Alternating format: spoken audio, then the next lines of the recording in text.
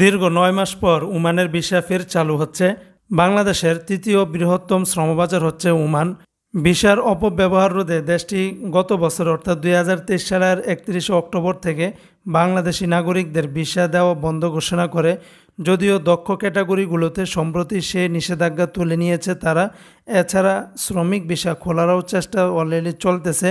একই সঙ্গে অবৈধ যারা প্রবাসী রয়েছেন তাদেরকে জরিমানা ছাড়াই তাদেরকে বৈধতা দেওয়ার সম্মতিও জানিয়েছে দেশটি।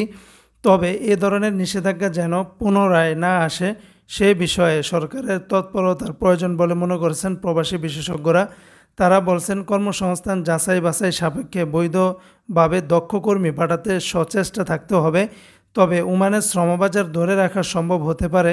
বিএমইটির তথ্য অনুযায়ী আগে অল্প সংখ্যক প্রবাসী ওমানে গেলেও ২০০৮ সাল থেকে বাংলাদেশিদের জন্য বড় ধরনের গন্তব্য হয়ে ওঠে ওমান দেশটি।